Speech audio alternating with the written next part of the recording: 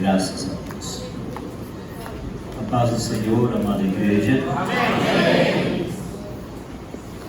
Então, como Jesus falou para os seus discípulos no momento da ceia, eu desejei muito ter esse momento com vocês.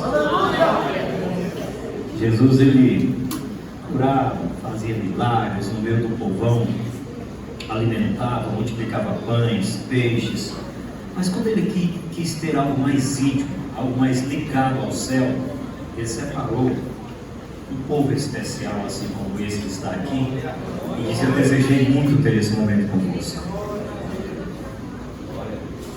Pastor Antônio, pastora Regina, não era só um sonho seu, não. Foi se tornando um sonho de todos nós. Essa convenção foi só adiada pela pandemia, né? Mas não foi interrompida, foi adiada.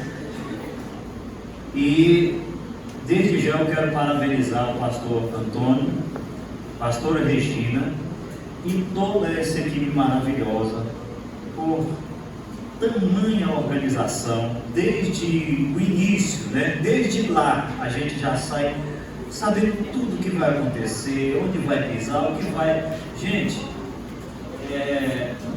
a gente foi muitas convenções, mas essa aqui é um divisor de águas. Essa convenção é um divisor de águas no Ministério Brasil para Cristo. Brasil para Cristo antes e depois da convenção do Piauí. Tanto pela organização, quanto pela receptividade. A palavra do Senhor diz que o homem de Deus, ele tem que ser hospitaleiro, né? E olha a hospitalidade onde nós estamos ali, pastor, né? E também pelos milagres que serão realizados nessa convenção. Parabéns, pastor, parabéns, pastor, parabéns a toda a equipe, muito lindo. Agradecer meu querido pastor Gedeon Júnior, nosso vice-presidente, a nossa mãezona, pastora Luiz, nossa presidente, pela oportunidade e a confiança de poder estar aqui para ministrar a palavra do Senhor.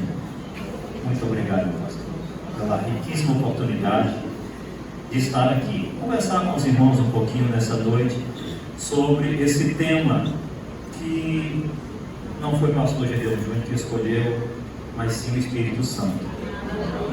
Porque isso vem de Deus, só pode. Isso vem de Deus. Compromisso. Mesmo assentado, abra sua Bíblia em 2 Crônicas, capítulo 34. Sei que já lemos aqui Lucas, né? Onde é o nosso tema, mas nós vamos estar falando, vamos nos debruçar nessa noite um pouco sobre o compromisso com a oração e com a palavra de Deus.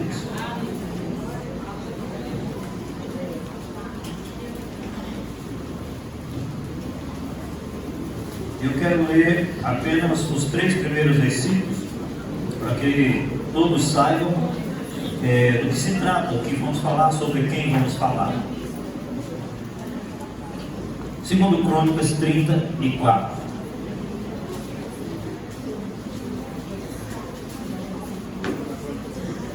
Todos os irmãos encontraram? Amém? Quem não diz amém? Amém? Diz assim: tinha Josias 8 anos quando começou a reinar, e 31 anos reinou em Jerusalém.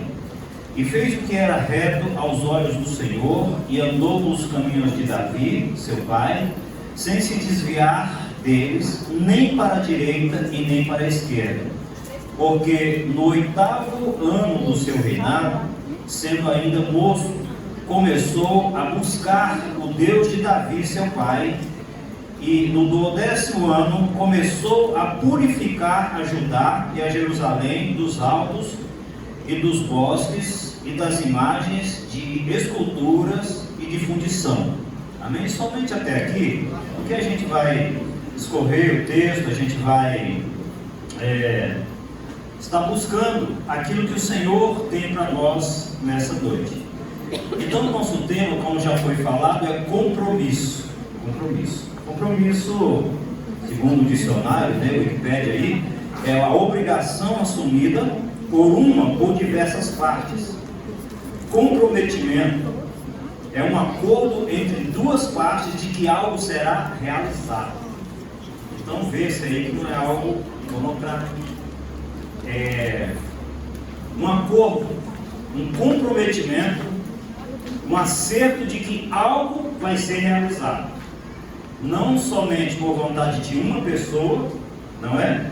Mas sim por vontade de duas pessoas ou mais. Nesse caso, resume-se a Deus e eu, Deus e você. E é interessante que, quando se fala em compromisso, e a gente entende logo de cara pelo o significado que é dado aqui, é que existem duas pessoas para que esse projeto possa ser finalizado, desenvolvido.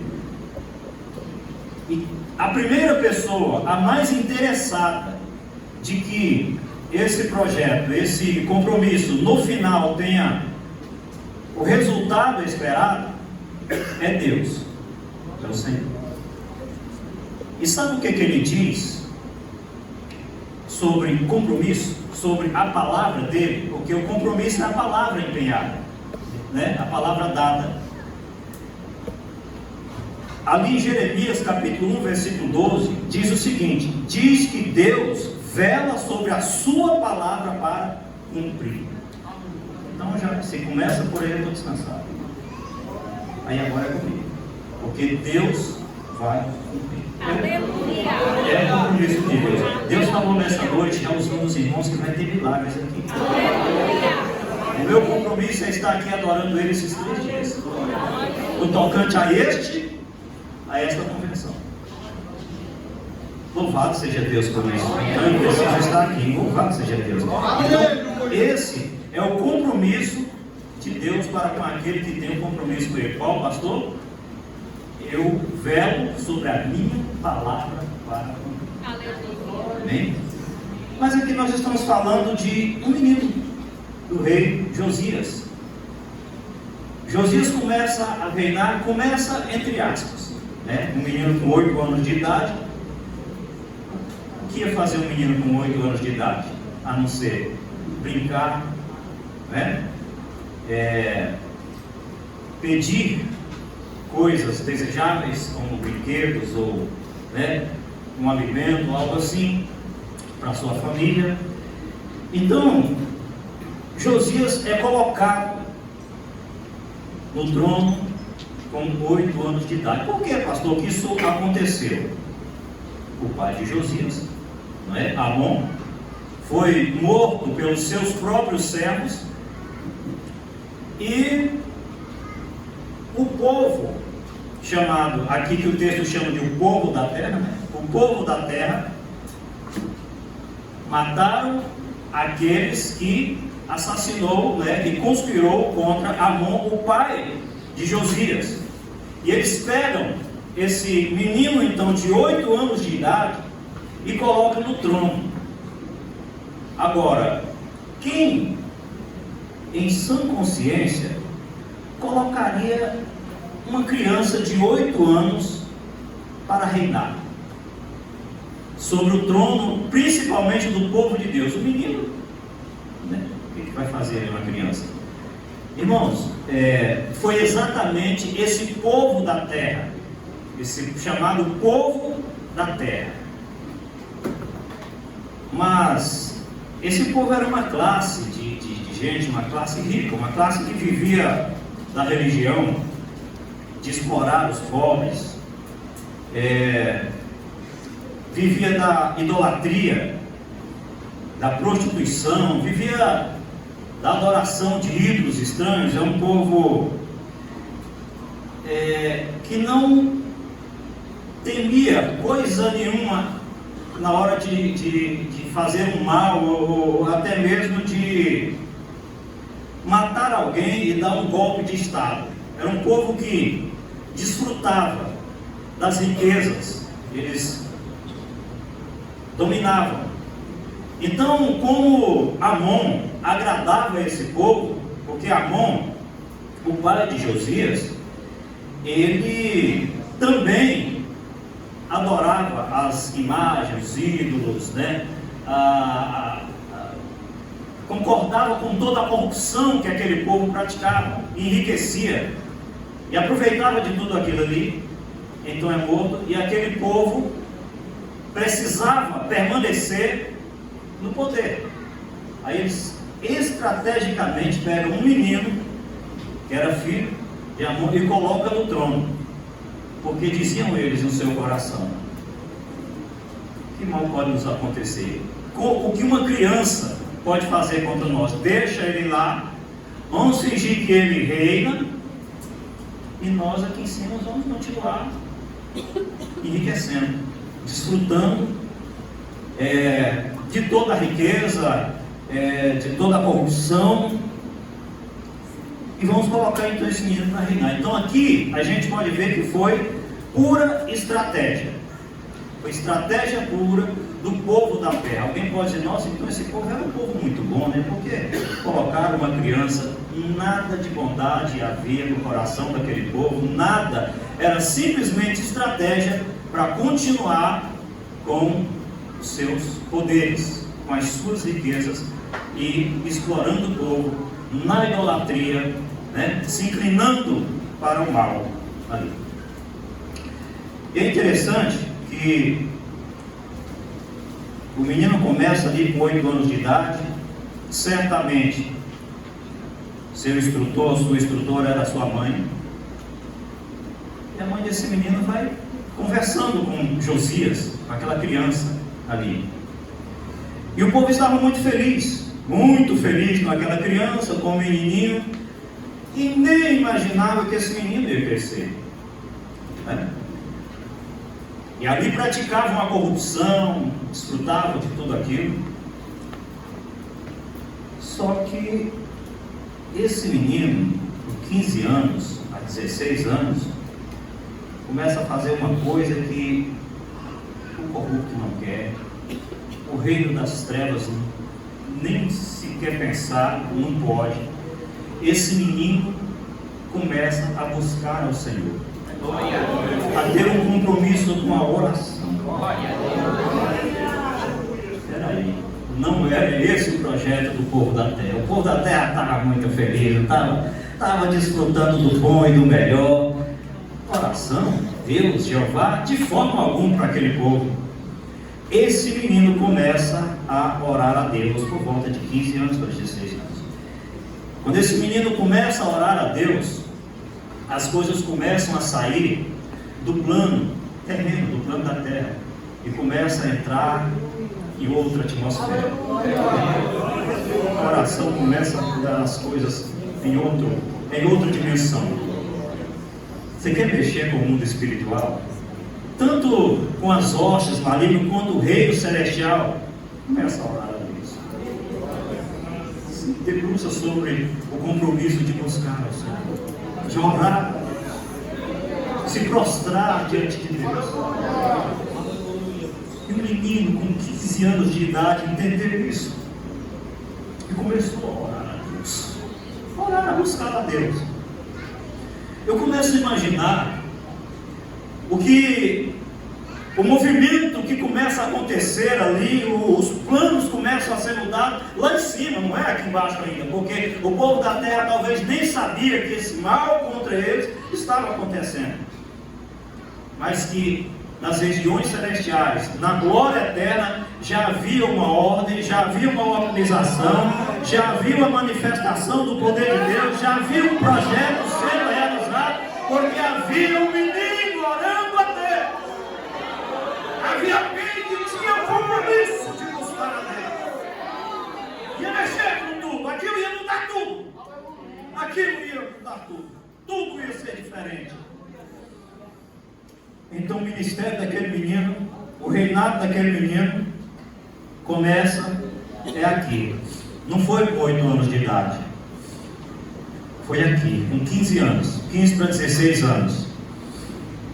Por quê?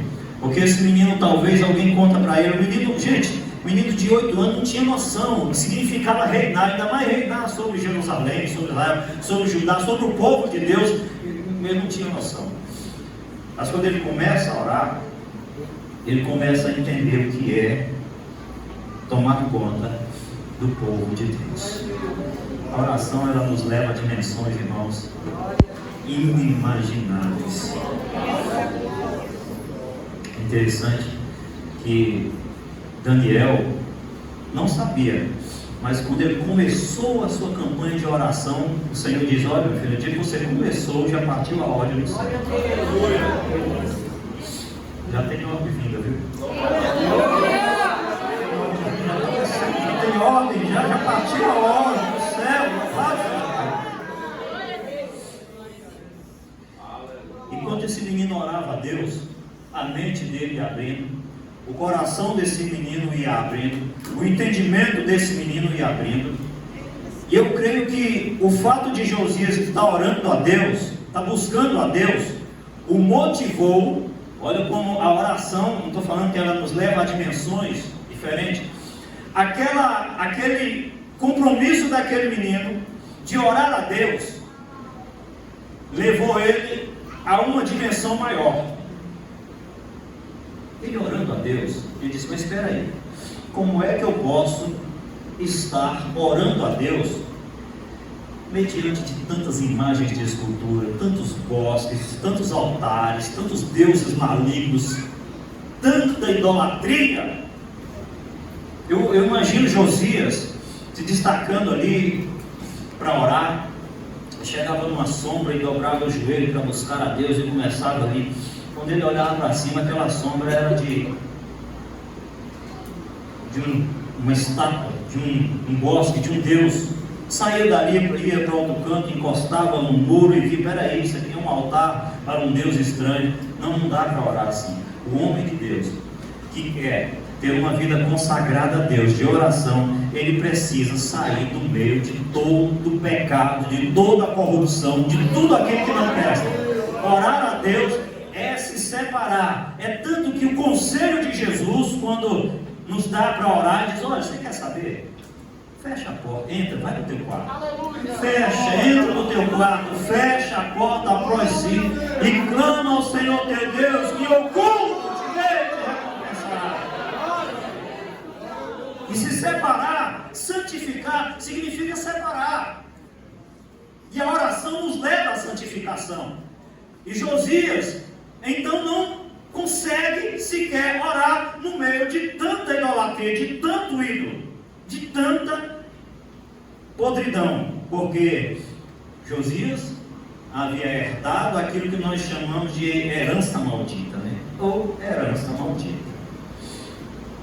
Eu sei que aqui vocês estão vendo apenas uma interpretação rasa. Se vocês querem algo mais profundo, que é realmente sobre os reis de Israel, principalmente Josias, vá nas nossas leituras bíblicas diárias ali, né, nos nossos textos ali, sobre os reis de Israel, ministrado pelo nosso amado pastor Gideon Júnior, porque ali vocês vão ver tudo isso com riqueza de detalhes, né? Riqueza de detalhes. Irmãos, Josias, orando a Deus, assentou no seu coração o seguinte: eu vou destruir tudo que é do diabo. E ele se incomodou com as coisas de Satanás. A oração, o compromisso de Josias com a oração levou a ele a desejar destruir o que é do diabo. Eu vou tirar fora tudo aquilo que tem impedido o meu reinado. Eu vou lançar fora tudo aquilo que está emperrando a minha vida ministerial, a minha vida espiritual, o meu reino, né? Tudo aquilo que está acabando com a minha vida, com o meu sossego, aquilo que nem sequer me deixa orar, que rouba o meu tempo, que rouba a minha alegria, que rouba o meu ânimo de orar. Eu vou arrancar, vou destruir tudo. Vou destruir tudo. Porque senão eu não consigo me separar para Deus se eu não tirar todas essas coisas do meio. Eu vou tirar. E pastor, foi a oração que mexeu com aquele menino de tal maneira, o compromisso que ele tinha com a oração, que não dava para consagrar a Deus, orar a Deus no meio daqueles ídolos. Talvez já tinha ouvido a história de, não sei, menino muito novo ainda, né? De Moisés. Moisés, quando deseja ir adorar a Deus no deserto. Faraó tem propostas, né? Um dia eu preguei sobre as 4 propostas do diabo para você servir a Deus. Ninguém se lembra, né? Não, rapaz, olha, fala o seguinte: não precisa ir muito longe, não se envolva muito com esse negócio de adorar a Deus, não. Mas só fica aqui no nosso meio, né? Ele disse: não, nós vamos deserto adentro, porque festa do Senhor temos. Nós vamos para longe, mas para longe da idolatria, mas para muito longe de todas essas porcarias que tem nos impedido. Nós vamos orar a Deus. E assentou no seu coração destruir todos os ídolos. Irmãos, aqui no versículo 4 ao 8 diz assim, olha que interessante. Josias, depois que ora a Deus, que Deus assenta no coração deles, diz assim: e derribaram perante eles os altares, os baalins, e cortou as imagens do sol que estava acima deles, e os bosques, e as imagens de escultura e de fundição, quebrou e reduziu a pó, e espargiu sobre as sepulturas dos que lhes tinham sacrificado, e os ossos dos sacerdotes queimou sobre os seus altares, e purificou a Judá e a Jerusalém. E o mesmo fez nas cidades de Manassés e de Efraim e de Simeão, e ainda em Naftali, e em seus lugares assolados ao redor, e tendo derribado os altares, os bosques e as imagens de escultura, até reduzi-los a pó, e tendo cortado todas as imagens do sol em toda a terra de Israel, então voltou para Jerusalém. Agora você imagina que trabalho é esse, que reforma religiosa é essa na vida de Josias. Olha, como eu falei para os irmãos, que aquele povo da terra, eles viviam daquelas imagens. Aquilo não dava muito dinheiro, era riqueza, era dinheiro demais. Imagina você chegar no sistema e dizer: eu vou destruir toda a sua fonte de renda, vou tirar tudo.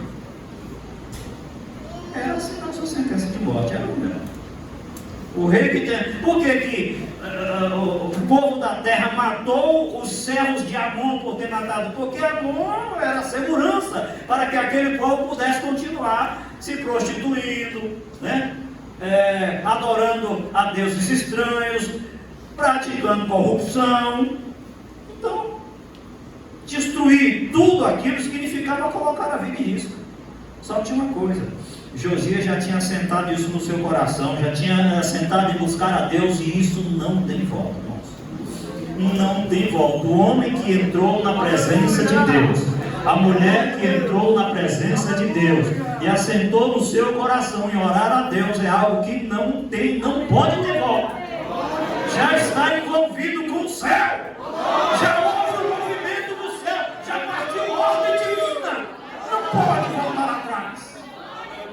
De forma alguma pode voltar atrás. E Josias estava envolvido até o pescoço com a obra de Deus, porque destruir todas aquelas porcarias, tudo aquilo era vontade de Deus, é obra de Deus. O que acontece então? Josias, ao dar seguimento à sua reforma, era o compromisso dele buscar a Deus mesmo, não tinha outro jeito. Ao dar seguimento à sua reforma, tirar todas aquelas... Olha, cada ídolo que ele derrubava aqui era uma fonte de renda, era um banco fechado, era algo destruído. Cada estatueta, cada imagem que ele quebrava, que ele cortava, fechava ali, era uma torneira, né, de dinheiro sendo fechado para aquele povo. Era o povo com mata de dente querendo matar Josias, né? Era. Mas o Senhor estava com ele, sabe por quê? Porque ele estava orando a Deus. O Senhor está com quem tem compromisso com a oração. Orar a Deus é ter a certeza de ter a companhia de Deus e a proteção divina o tempo inteiro para si, para a sua casa, para os seus bens, para a sua família, para os seus filhos, para o seu casamento, para os seus negócios. É ter proteção divina. Orar a Deus. Orar a Deus é uma das coisas mais gloriosas que tem, irmãos. Falar com alguém importante, né?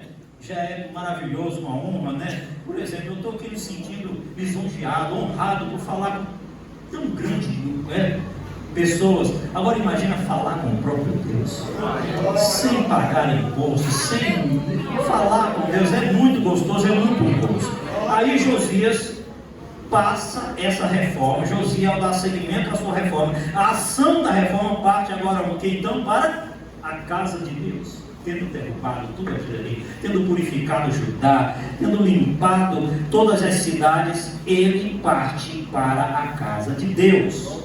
Aí, se começar a orar a Deus, já foi bom, e agora ir para a casa de Deus, limpar a casa de Deus. O que vai acontecer com esse menino? O que vocês acham agora que vai acontecer com esse menino que se inclina para buscar a Deus?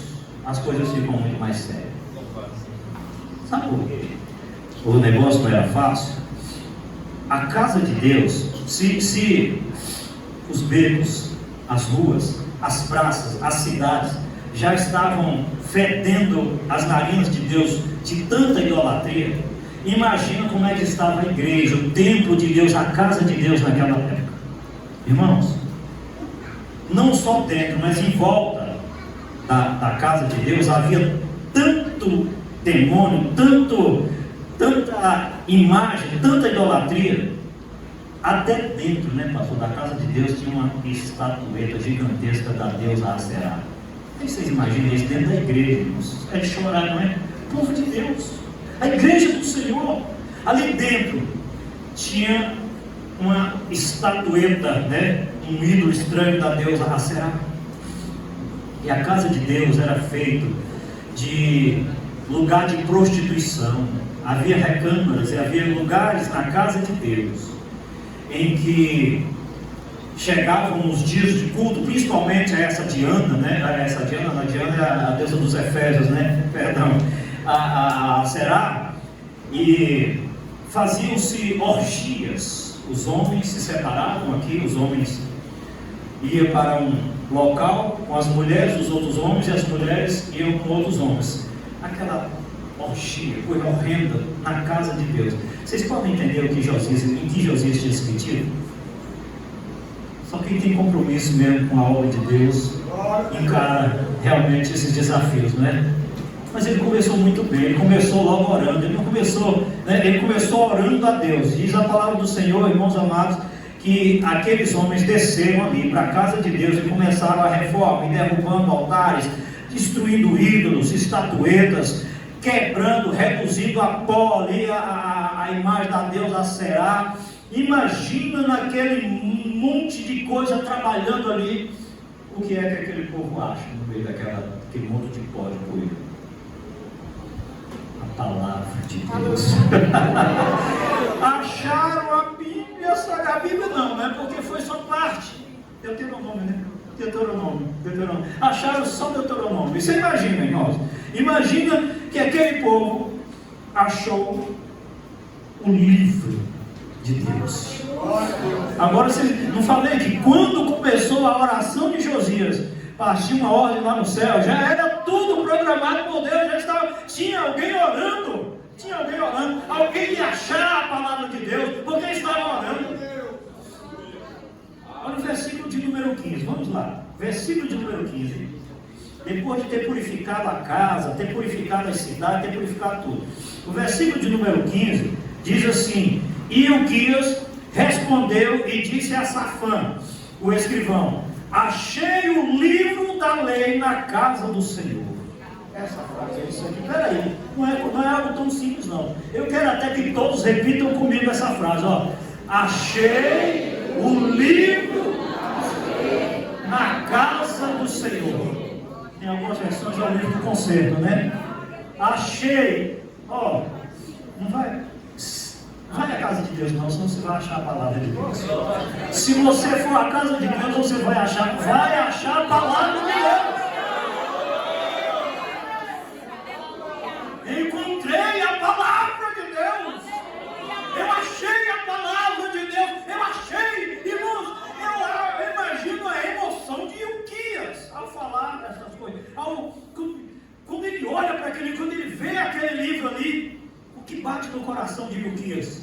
Quando ele olha o livro da lei, o livro da palavra, o livro de Moisés ali, Deuteronômio, riquíssimo, é riquíssimo, né? Não, Deuteronômio como é uma fonte inesgotável de riquezas. Pega aquele livro ali, não é? Ilquias, olha que coisa interessante.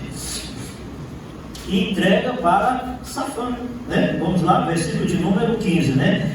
16. E Safã levou o livro ao rei e deu conta também ao rei, dizendo: teus servos fazem tudo quanto se lhes encomendou. E ajuntaram o dinheiro que se achou na casa do Senhor e o deram nas mãos do superintendente e nas mãos dos que faziam a obra. Agora vem um negócio. Além disso, Safã, o escrivão, fez saber o rei, dizendo: o sacerdote Ilquias me deu um livro. E Safã leu o livro perante o rei. Aqui que é a divisão de água dele. Aqui que eu vou dizer um negócio. Leu o livro perante o rei.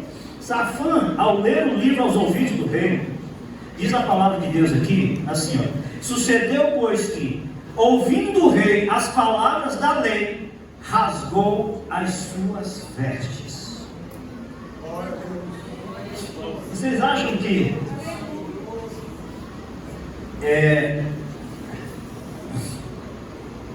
o rei, ao rasgar as suas vestes, ele sentiu algum remorso, alguma coisa? Não. Irmãos, eu acredito que o rei, ao ouvir a palavra de Deus, antes de rasgar as suas vestes, o coração dele foi rasgado.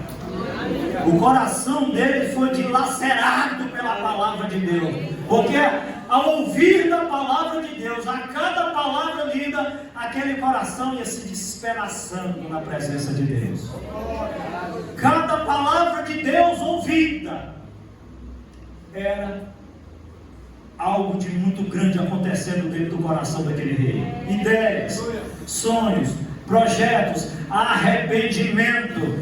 Se nós observarmos que não foi simplesmente um rasgar, nós vamos um pouquinho à frente, depois a gente volta. Quando a profetisa Hulda fala sobre ele, ela fala do que aconteceu no coração dele, quando ele ouviu. No versículo de número 17 diz assim, como Hulda falando, né, a profetisa: como o teu coração se enterneceu, olha aqui, e te humilhastes perante Deus, ouvindo as suas palavras contra este lugar e contra os seus habitantes, e te humilhastes perante mim, rasgastes as tuas vestes, choraste perante mim, também eu te tenho ouvido, diz o Senhor.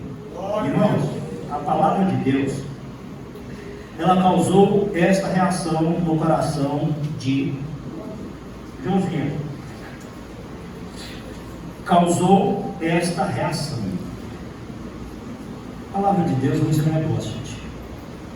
Não é algo comum, não. Não adianta a gente achar que é algo comum. Ela é como espada de dois gumes.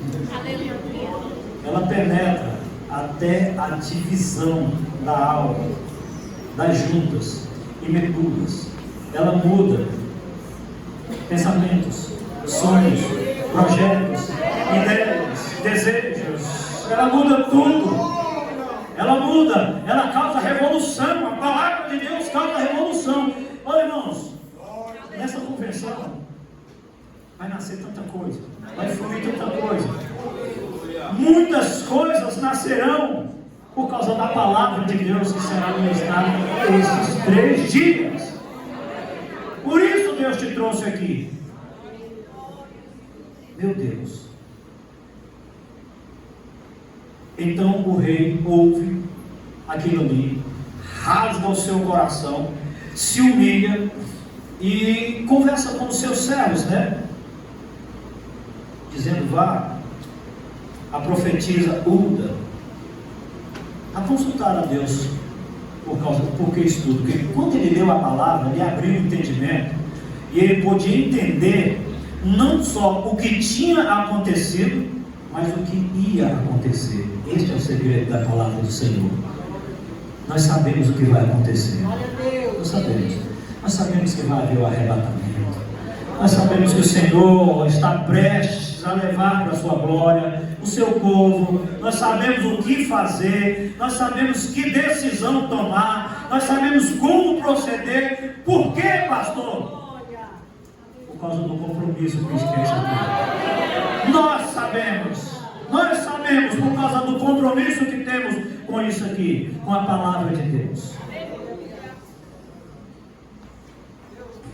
Então Josias entende o que estava por vir. Josias manda os seus céus aí a Uda, e Uda simplesmente confirma exatamente aquilo que ele tinha entendido, porque o Senhor já tinha revelado para ele.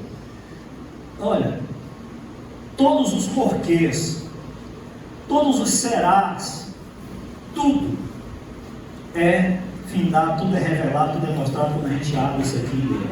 Toda dúvida é lançada por terra, e nós ficamos sabendo de tudo. E ainda a profetisa diz: é isso mesmo, o Senhor vai destruir isso. Mas só que você tem um compromisso. Você teve um compromisso de orar a Deus, você teve um compromisso de consultar a palavra de Deus, você acreditou na palavra de Deus. Não sofrerá este mal, você não verá este mal, você não passará por este mal. Eu vou te poupar dessa situação. Essa, irmãos amados, é a nossa esperança no tocante até mesmo a grande tribulação. Como nós cremos nessa palavra, nós buscamos a face adorada do Senhor, nós nos inclinamos à palavra do Senhor, o Senhor nos livrará da grande tribulação que há de vir, assim como fez com Josias. Então, o rei, ao receber tudo aquilo ali, entendeu que aquilo ali era algo para ele, e agora ele precisava juntar todo o povo. O que acontece aqui no versículo 29 ao 33? Vamos lá? Diz assim: então o rei convocou e ajuntou todos os anciãos de Judá e Jerusalém, e o rei subiu à casa do Senhor, e todos os homens de Judá, e os habitantes de Jerusalém, e os sacerdotes, e os levitas, e todo o povo, desde o maior até o menor, e ele leu aos ouvidos deles todas as palavras do livro do concerto, que se tinha achado na casa do Senhor.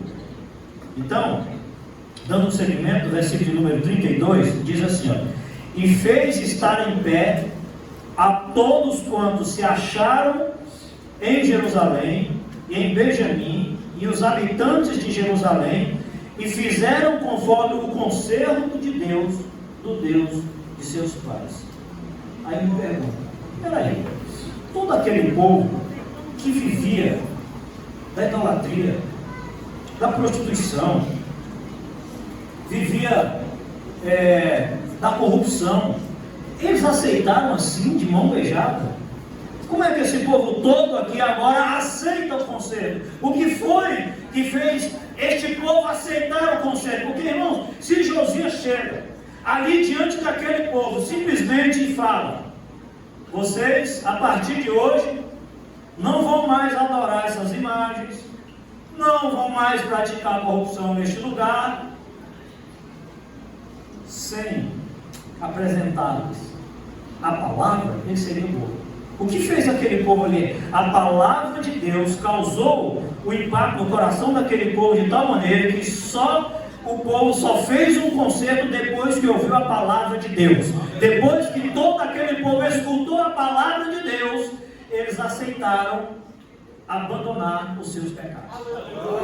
Quer levar um povo a abandonar os seus pecados, pastor? Quer levar um povo a crer em Deus? Quer levar um povo aos céus? Compromisso com a palavra dele. Compromisso com a palavra.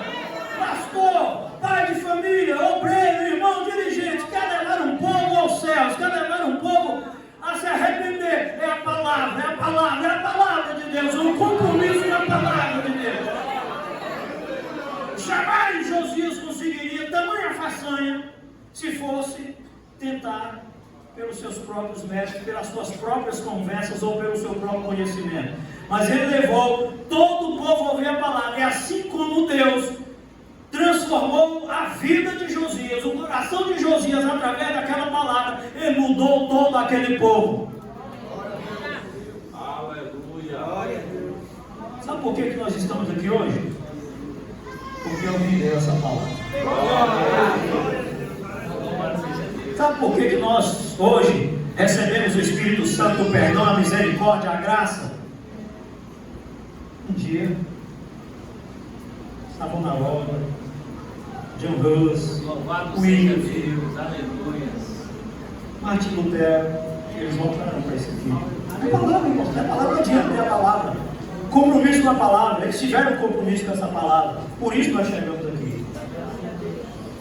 A nossa geração precisa que nós, os pastores, nos voltemos para dentro disso aqui e rasguemos não somente as nossas vestes, mas rasguemos os nossos corações, contristemos as nossas vidas, transformemos os nossos rios em prantos.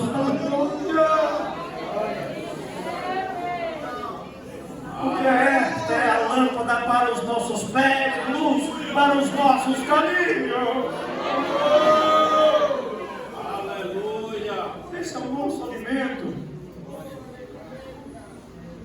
Louvado seja Deus por esta convenção. Louvado seja Deus por este título, né? Louvado seja Deus por esse tempo. Só depois de ouvir a palavra do Senhor, todo aquele povo fez um concerto. E todo aquele povo, eu creio que se não faz, ia ser destruída naquele tempo mesmo. Ia ser destruído.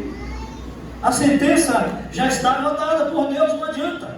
Ia destruir, mas a oração e a palavra evitaram com que aquele povo morresse e sofresse toda a destruição naquela época. É a palavra de Deus, é a oração que nos levará a uma comunhão com Deus de tal maneira que tenhamos vida plena, paz, alegria e gozo na presença de Deus. É a palavra, é o compromisso com esta palavra que nos levará a esta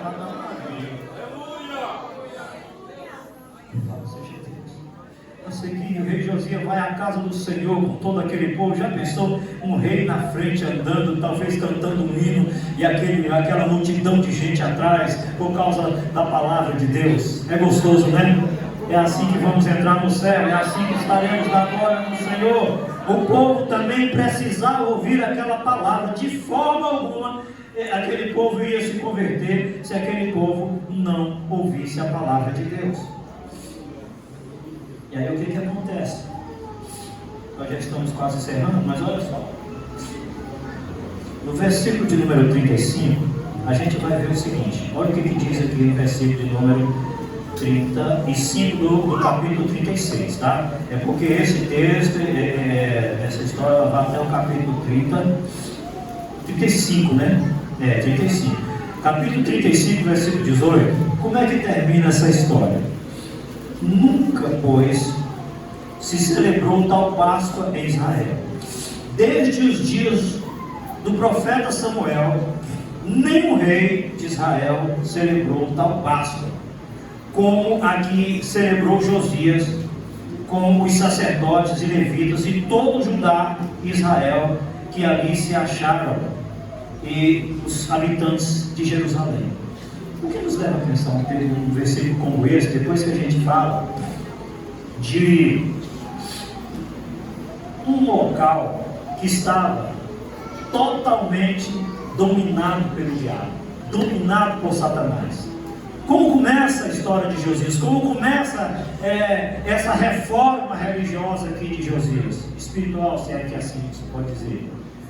No meio de idolatrias, de corruptos, de prostituição, de necromancia. Gente, era tanta malignidade, tanta coisa que se fazia naquele lugar, até consulta aos mortos. Já pensou? Pegavam os seus filhos, povo de Deus, povo que foi tirado da terra do Egito, criança, e oferecia em uma bacia gigantesca de óleo fervendo ali, a criancinha era jogada dentro ali numa grande estatueta, né, de Moloque, né? Moloque era um corpo de animal, né? Corpo de gente, cabeça de animal, e tinha em seus braços assim uma grande bacia, colocava-se óleo e fervia, e colocava as crianças, né? Crianças de 6 meses, 8 anos, para consagrar a Baal. Era coisas dos antepassados de Josias. Acais foi terrível também, né? Acais era demais. E Jezabel. Tudo isso se estendeu para ali também. Aí já estavam os deuses que dominaram o reino do norte, chegaram também no reino do sul e alastraram tudo aquilo ali. Aí tudo aquilo ali foi dominado pelo diabo, o reino de Satanás reinava. Aí você, agora, num local aonde o diabo reinava, onde o diabo operava, onde o diabo agia, se faz uma limpeza, se purifica, se santifica e celebra-se uma das maiores festas a Deus. Sabe o que significa isso? Por que isso pode acontecer? Por quê, irmãos? Porque olha, o Satanás pode até estar usando, mas a terra é de Deus, o mar é de Deus, os oceanos são de Deus, o céu é de Deus, o coração é de Deus, a minha família é de Deus, a minha igreja é de Deus, o meu povo é de Deus, e eu vou celebrar a Deus.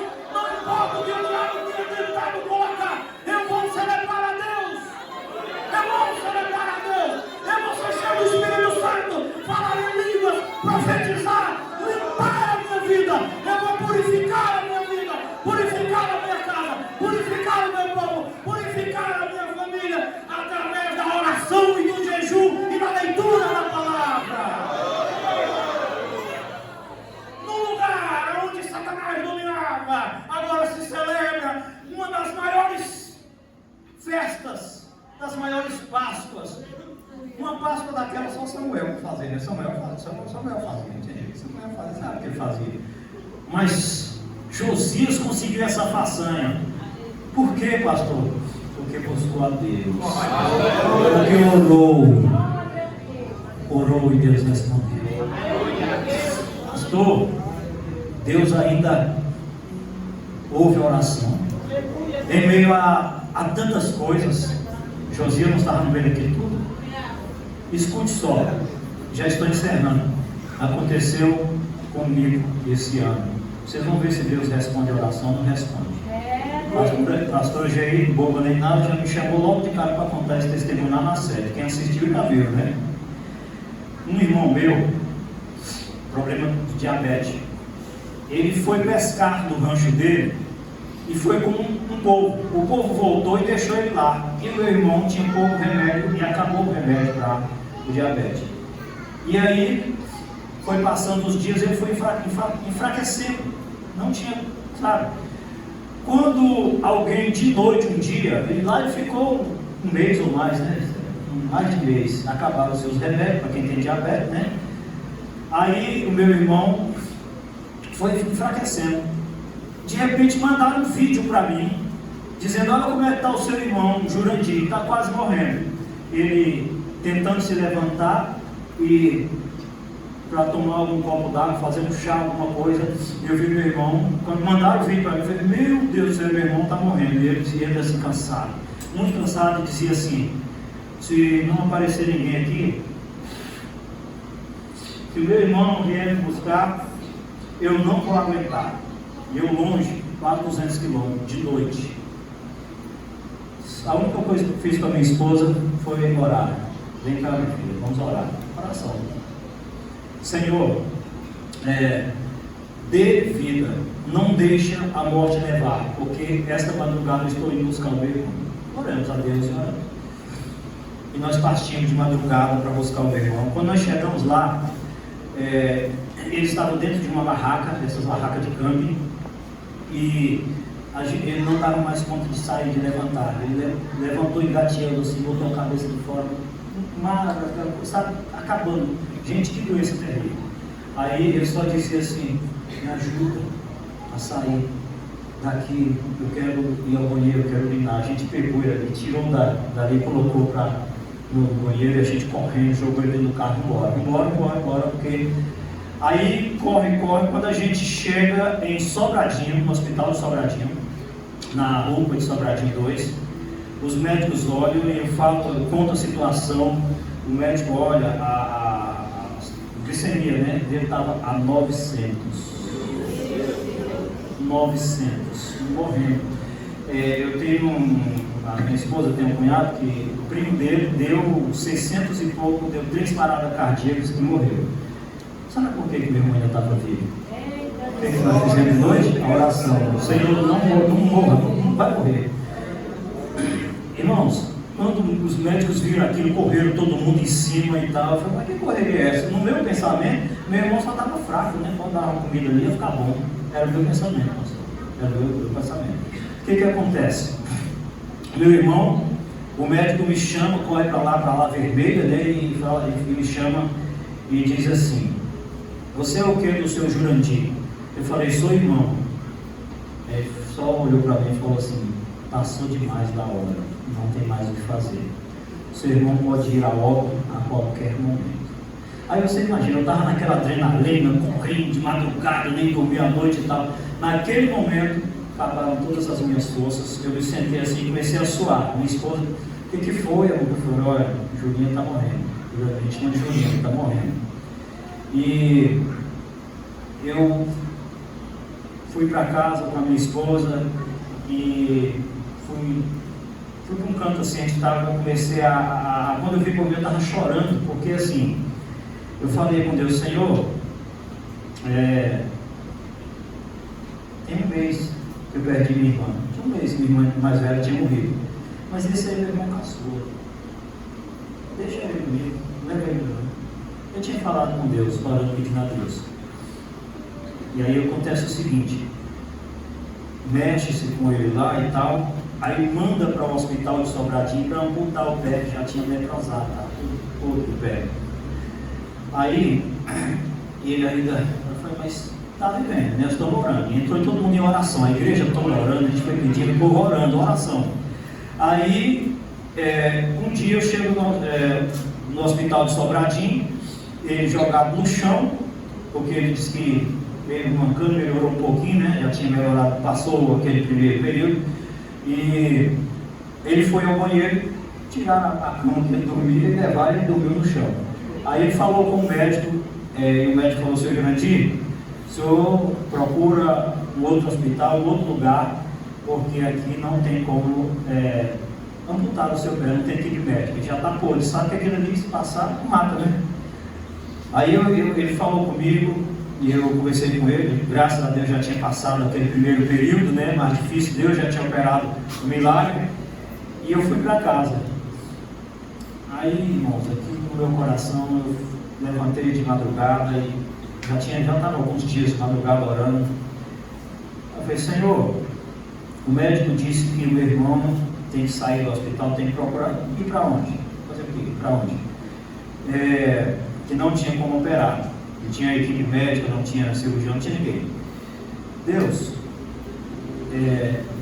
olha como eu falei com Deus, né? Às vezes o Espírito nos leva a falar algumas coisas. Eu falei, Senhor, há quantos anos eu tenho andado diante de Ti? Quantos anos eu te sirvo, Senhor? Aí fui contando a Deus e falei para Deus, Senhor, o que é para um Deus que abriu um mar para passar uma nação, crianças, idosos, animais? Senhor, o que é para um Deus que parou as águas de um rio para passar esta mesma nação? Fui falando com Deus as coisas que Deus faz. Senhor, que poder foi aquele que entrou dentro daquela fornalha e andou com seus amigos? Meu Deus, Senhor. Deus, o que é para um Deus que chega para um amigo e diz, Lázaro, vem para fora? Às vezes a gente esquece desse Deus que a gente serve. Às vezes a gente esquece e não ora. É isso, a gente não tem um compromisso com a oração, mas a gente esquece. Senhor,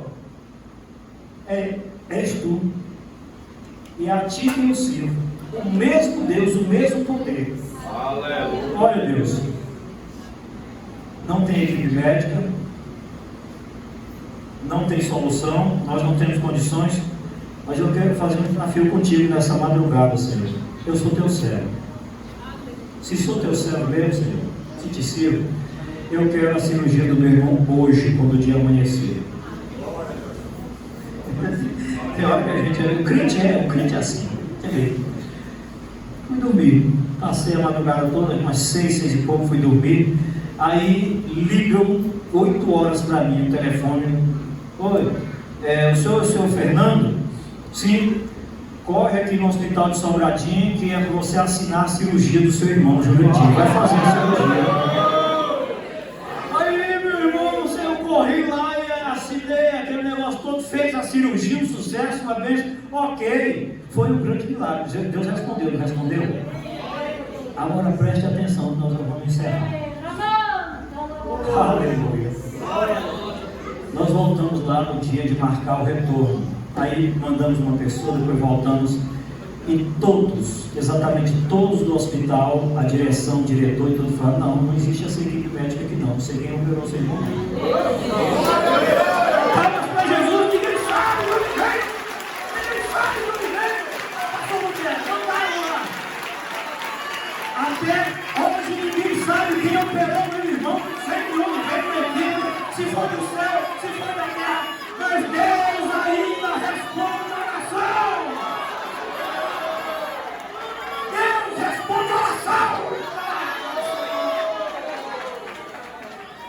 Ninguém sabe quem operou meu irmão dentro do hospital até hoje, né, Juninho?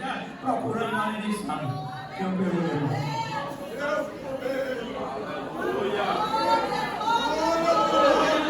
Você quer vitória? Você quer ter sucesso na sua vida? Você quer mudança? Você quer um renovo? Você quer resposta?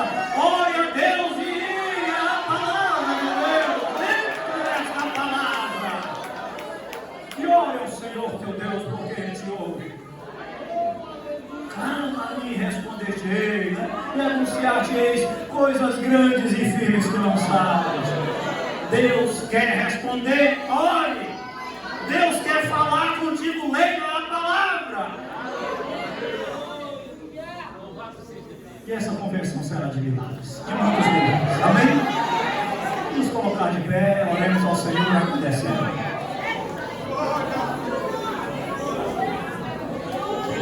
Senhor, meu Deus, meu Pai.